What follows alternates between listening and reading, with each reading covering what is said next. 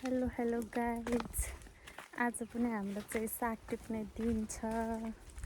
त्यसैले म चाहिँ लागि बारीतिर साग टिप्न। यो चाहिँ चोया हो साग पार्ने। अब बारीतिर गएर साग टिप्नु पर्ने। आज चाहिँ घाम लागिरहेछ, मौसम पनि टक्क क्लियर खुलिरहेछ। आकाश भन्दा पनि अलिअलि बादल लागे पनि घाम पनि लागिरहेछ।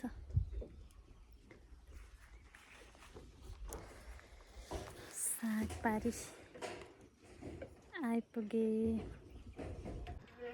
यो चाहिँ अस्ति टिपेको साग, त्यति मजाले पलाएको छैन, सानै छ। यता अलिकति आलु छ हाम्रो। अलैँची बारी भित्र छ हाम्रो सबै कमै। अर्को सालदेखि चाहिँ यहाँ अलैँची फल्छ। यो साल चाहिँ साग रोपेको छ। हिजो यता यति टिपेको, अब आज यता यति टिप्ने साग। यस्तो चाहिँ आज टिप्ने ठाउँ चाहिँ। यो साग त दुई तिन दिनमा टिप्न भइहाल्छ के साथीहरू। त्यही भएर यो साग टिप्ने सिजनमा चाहिँ दिनदिनै काम हुन्छ। यो सागबारीमा यो सागको झार फाल्ने, बिग्रेको पात फाल्ने, त्यस पछाडि राम्रो साग टिप्ने। राम्रो छ है साथीहरू साग। ल अब चाहिँ फोन भुइँमा राख्ने, त्यस पछाडि टक्क भिडियो बनाउँदै साग टिप्ने साथीहरू। आज त साग टिप्दा पनि गर्मी होला जस्तो छ साथीहरू।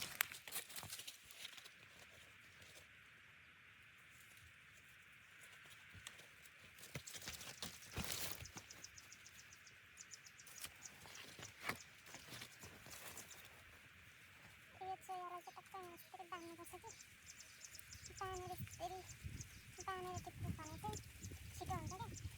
अब त चोया लिन गइराख्नु पर्दैन नि त। त्यही भएर जानु साग टिप्नु पर्यो।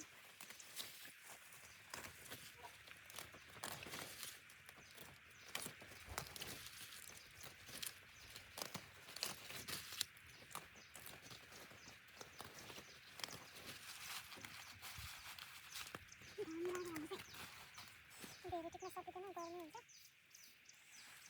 फेरि चोया तान्ने, फेरि मुठो पार्ने,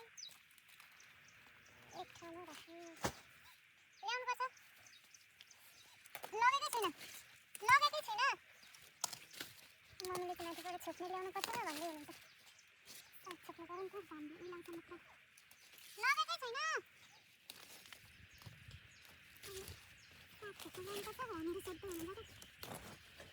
साग छोप्नु पर्यो, साथीहरू मात्र उलाउँछ।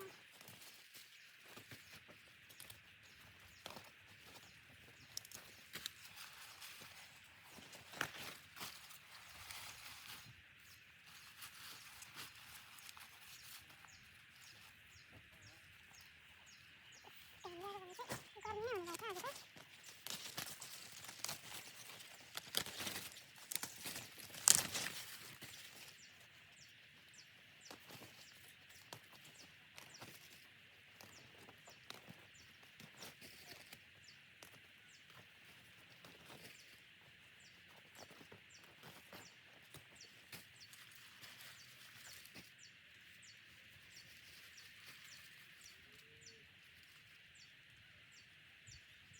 बल्ल साग टिप्दै बल्ल अलिअलि बादल आयो माथि।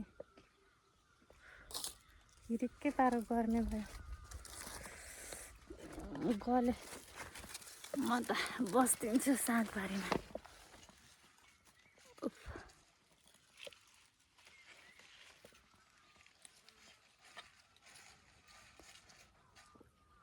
गाइस म चाहिँ गलेर बसेँ सागबारीमा। थाचक्कैसँगले। यता हाम्रो मम्मी चाहिँ टिप्पै हुनुहुन्छ। यस्तो गर्मीमा पनि बक्खु लगाएर बादल लागिरहेको थियो, पानीमा टिपेको अस्ति, आज घाममा। कस्तो लागिरहेछ मम्मी साग टिप्न? रमाइलो लागिरहेको छ नि। हाम्रो मम्मीलाई पानीमा नि रमाइलो लाग्छ, घाममा नि रमाइलो लाग्छ साग टिप्न। मलाई चाहिँ अल्छी मात्रै लाग्छ साथीहरू, के भएको यस्तो। आयो लास्ट गर्मी भयो। यति टिपेको छौँ हामीले साग चाहिँ, त्यहाँ यति त्यहाँ त्यति। 50 मुठा टिप्नुपर्ने, एक भारी। कहिले टिप्नु होला?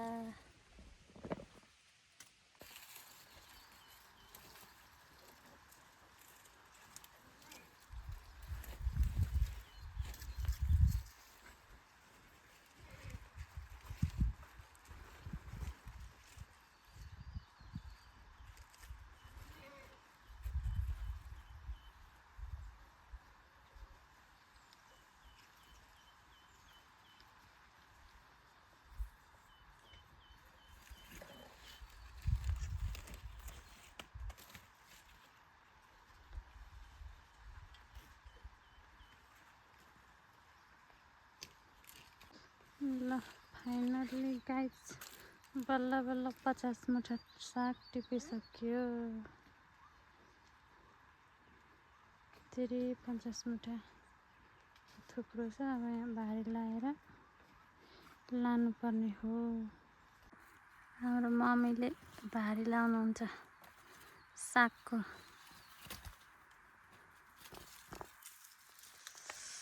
उफ, घाम लागेर कति घाम लागेको, गर्मी बनायो।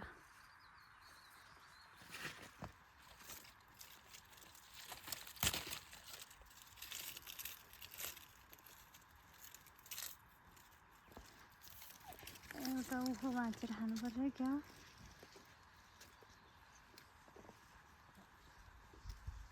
उखु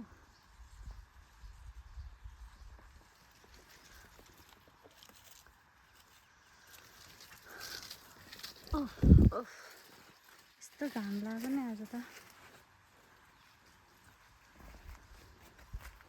यहाँ भाँचिरहेको रहेछ।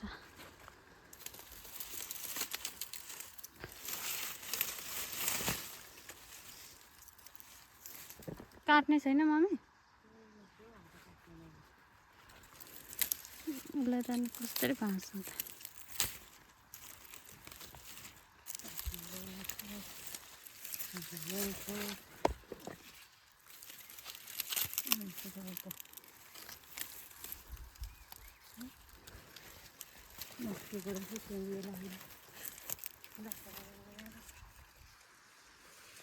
कसरी चाहिँ यसलाई भाँच्नु त?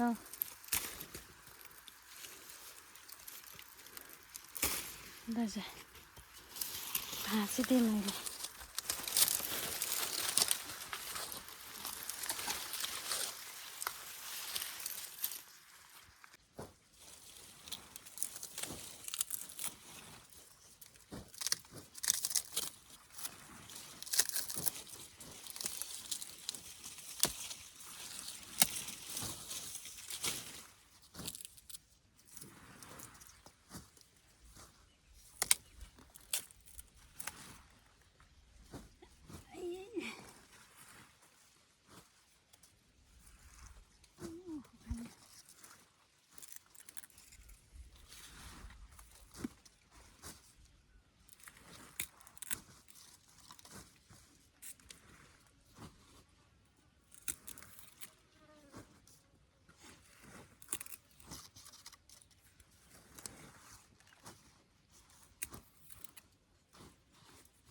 तपाईँ लानुको लागि म आलु गर्नु पर्छ आज घाममा।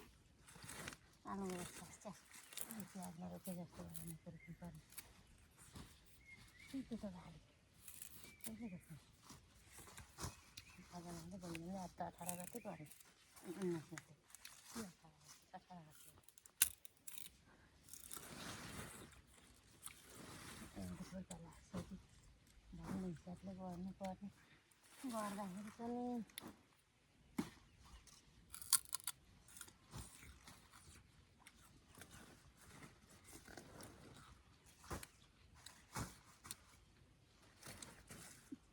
कस्तो चर्को घाम लागेको आज। अहिले गरिदिनु भएको छैन ऊ त्यो काँक्रालाई ल्याए भनेर हुँदैन है दिने आज त्यो बनाए बास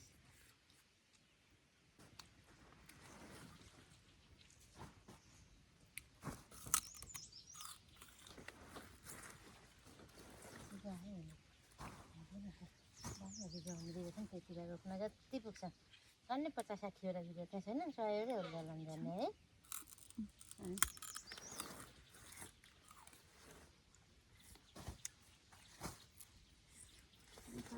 बारीमा नरोप्नु हुँदैन यही जुठालाको सुर्तीमा मकै सकेन नरोप्नु कि जुठालाको सुर्तीमा मकै खान पाइँदैन त रोपे पनि काँक्रा लगाएपछि है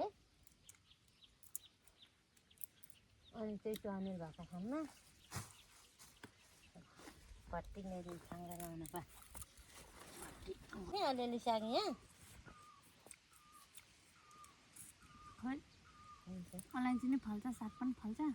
आगो हुन्छ भट्टीपट्टितिर अलैँची रोपिकन 2 वर्ष टिपिन्न हामीले रोपिन्न 2 वर्ष रोपेको नि भट्टीपट्टि अलैँची रोपिकन 2 वर्ष त रोपिन्छ अनि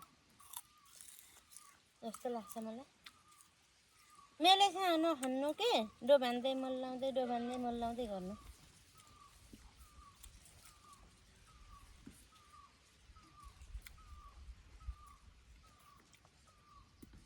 अब आगोदेखि अलैँची आगोमै अलैँचीको आम्दानी खान पाइँदैन त मकैको त आश छैन मलाई कि र साग भयो चाहिँ यति नै भए पनि जम्मा गर्नु र एकैचोटि हिसाब गर्नु अन्त हुन्छ नि हौ 10-15 हजारको साग चामल त खान पाइन्छ मात्रै 10-15 हजारको धेर चाहिए छैन मकै त्यतिको फल्दैन अलिक धेर बेच्यौँ होला भनेको त धेर बेच्यौँ भने के गर्नु धेर बेच्यौँ भनेर के गर्नु ए भएन नि त यसचोटि पाउने भएन अनि 1000-1200 त 5ले बेच्नु पर्यो 1000-1200 मुठा अनि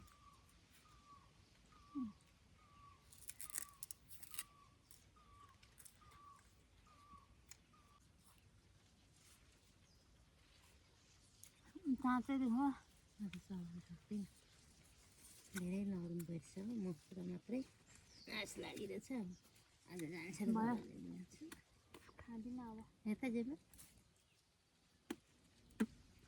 अलि नरम भएछ नि अन्त हातुको ल म हिँडेँ अब गाडी लिएर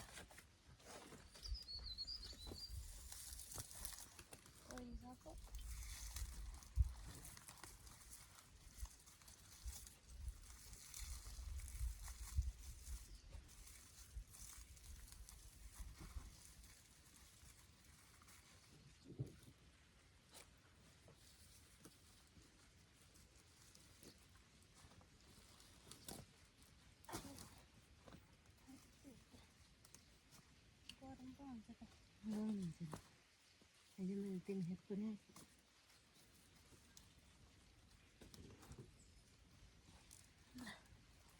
कहाँ लाग्दैन घर